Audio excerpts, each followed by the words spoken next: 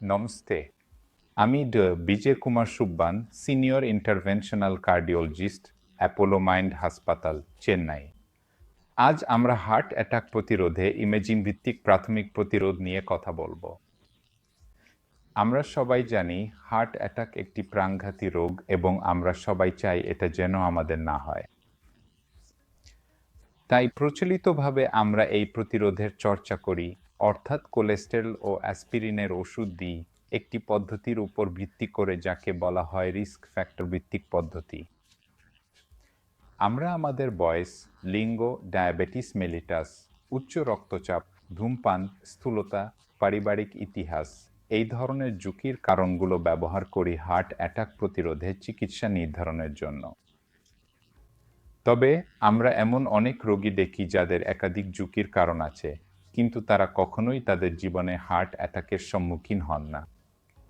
অন্যদিকে 1/3 রোগীর ঝুঁকির কারণ একেবারে স্বাভাবিক থাকলেও তারা শেষ পর্যন্ত হার্ট অ্যাটাকের শিকার হন।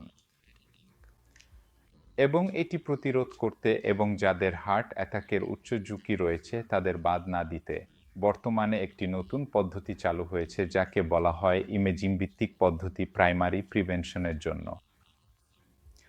যেমন আমরা ক্যান্সার চিকিৎসায় করি, যেখানে ম্যামোগ্রাফির মাধ্যমে স্তনের ক্যান্সার বা কোলোনোস্কোপির মাধ্যমে কোলনের ক্যান্সার আগেভাগে ধরা হয়, তেমনি আমরা ইমেজিং ব্যবহার করে মস্তিষ্ক, হৃদয় এবং শরীরের অন্যান্য ধমনীতে কোলেস্টেরলের প্রাথমিক জমা দেখতে পারি। আমরা মস্তিষ্ক ও শরীরের অন্যান্য রক্তনালীর জন্য আল্ট্রাসাউন্ড ইমেজিং এবং হৃদয়ের রক্তনালীর জন্য কার্ডিয়াক সিটি ব্যবহার করি।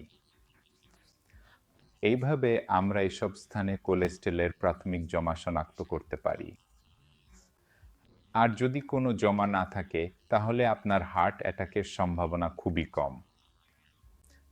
কিন্তু যদি জমা থাকে তাহলে জমার পরিমাণ যত বেশি আপনার ঝুঁকিও তত বাড়ে।